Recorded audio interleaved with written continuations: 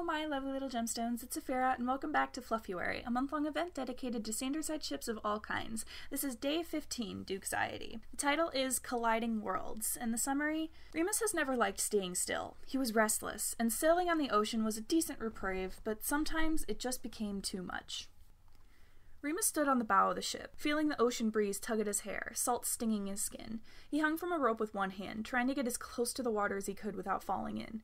So close, he could almost hear the waves crashing against the side of the hull. Since he was born, Remus had been hard of hearing. Everything was garbled and muted, like his ears were constantly full of water. But being on the ocean, there was a clarity he could never get while on land. He'd grown up in a landlocked little village with his mother and twin brother. The biggest mass of water he'd seen as a child were the puddles on the dirt road after a heavy rain. So when they traveled to a port town when Remus was 14, the sheer size of the ocean had simultaneously excited and terrified him. And that night they were scheduled to go back home, Remus left a note on his pillow and ran off to join the crew of whatever ship would take him. He had been a stowaway at first, hiding in the cargo hold and simply letting the rocking of the boat lull his heartbeat into a steady rhythm.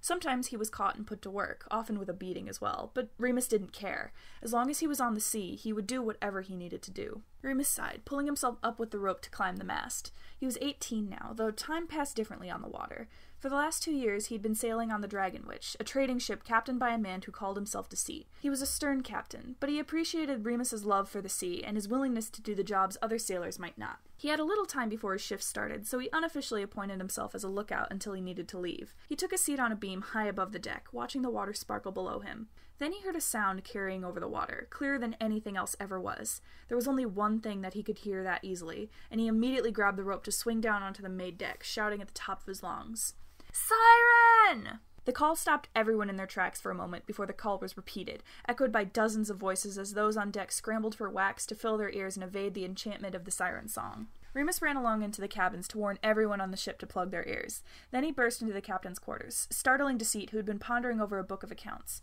"Siren, Captain, straight ahead," Remus reported, and Deceit swore loudly, slamming his desk. "Damn it, we're coming up on difficult terrain. I need everyone at full capacity." Remus shrugged. "I'm just the messenger." Deceit sighed. "I know. All right, come with me. I'll need you at the ready." He scooped a small amount of wax from a pot in his desk drawer, handing a glob of it to Remus as he passed him. The teenager followed him, splitting the wax into 2 pieces and rolling them between his fingers, fiddling with it for as long as he could. He hated the wax. It deafened the one sound that was so clear to him, and it felt gross as well. Not to mention, siren song didn't actually affect him. He didn't know why, but he knew from one of the first times he stowed away on a ship. A siren had been sighted in their path, but there was, of course, no wax to be found deep in the cargo hold. He had been captivated, yes, but in the way one might admire a particularly good performer.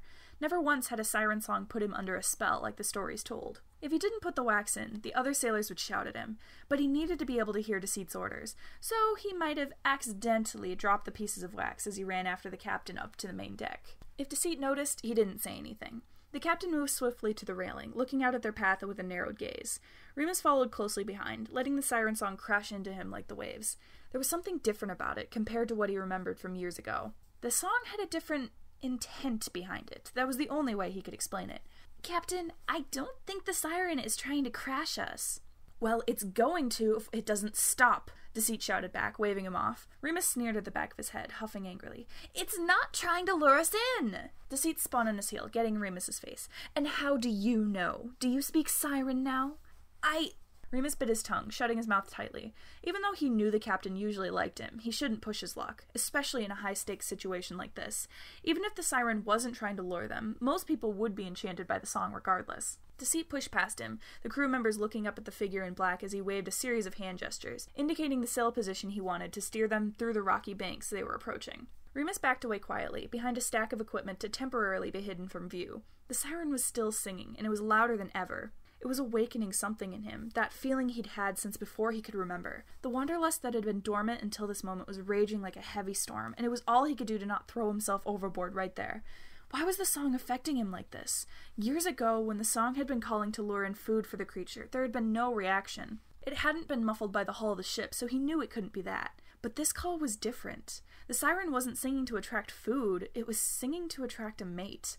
Remus shook his head harshly, hitting his temples with his palms. Where did that come from? How could he possibly know that? And why, if that was true, would he be reacting to it? The pull was only getting stronger, and Remus knew he couldn't hold on anymore. He put his boot up on the railing, standing tall and letting the breeze rush past him. "Remus, what are you doing?" From a distance he heard Deceit's stern voice calling after him, but it was too late. Remus let himself tip forward and fall from the side of the ship, hitting the water with a huge splash. Almost immediately he could feel a burning sensation start in his toes, spreading up his legs and into his torso until his whole body was on fire. He tried to suck in a breath and choked as water flowed into his lungs. He tried to cough harder, but it only made the problem worse. His vision was blurred and dimming around the edges from the pain.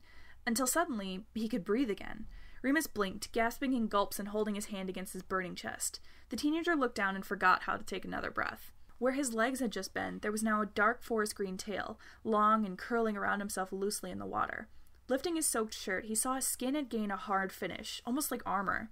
Reaching up to his neck, he felt gills against his fingertips, and when he ran his tongue against his teeth, he could feel they had sharpened into little knife blades. He was a siren. But how? It was then that Remus remembered a story his mother had told him as a child. One about his great-grandfather, who had fallen in love with a siren and eventually married her. How they had 3 children, one fully human, one a siren, and one that rested somewhere in between. And how his mother, and by extension him and his brother, were descendants of that in-between child, born both of land and sea, torn between 2 worlds. Well, with this, Remus had chosen his side, and he found that he didn't regret it in the slightest. As he looked around, he realized that he could still clearly hear the song, though it sounded more nuanced than it had before. He could hear notes echoing through the water, resonating through his body in a way that they hadn't before. Remus grinned, baring his teeth as he took off towards the source of the song, his tail propelling him through the water faster than the ship. In only a few moments he was approaching the rocky shore of a small island, and the siren perched on one of the boulders on the beach.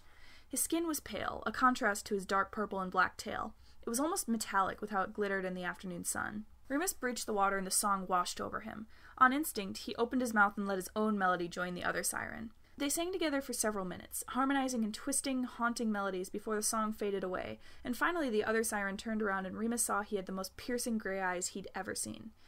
"Beautiful," Remus breathed, and the other siren blinked. You're not..." Remus pulled himself forward slightly, grinning. "Not what? A siren? 'Cause I think I am. I'm not sure, though. This is all pretty new to me. I mean, just 10 minutes ago I thought I was still human." "Did you come from that ship?" the siren asked, moving away from Remus cautiously when Remus nodded. "Yep. I heard you singing and I warned everyone. Siren song doesn't normally affect me, but this time it did, and when I jumped into the water, I turned into this." The other blinked, then he covered his mouth and started shaking. Remus worried he was going to run away. Swim away? Until he heard him draw in a breath and realized the siren was laughing at him. "You're insane. No way that's true." "Why are you laughing? I'm telling the honest truth," Remus insisted, but that only seemed to make him laugh harder. "Because I was singing to find a mate. That means you completely changed species and threw away your entire life because you got horny." Remus only took a moment to process that, flashing him a cheeky grin. "I've done crazier things when I've gotten horny." That just made the siren snort, and Remus joined him in laughter. "I'm Remus, by the way." The other siren continued to giggle, looking up at Remus with those gorgeous gray eyes. "Virgil." "So, Virgil, I'm new at this. Since we sang together, does that mean we're married now?" Virgil threw a pebble at him, hitting him square in the forehead. "Definitely not." Remus pouted, snapping his fingers. "Darn. Well then, mind teaching me where I went wrong?" Virgil rolled his eyes, moving to enter the water. "Let's see if you can keep up first, before you start courting me."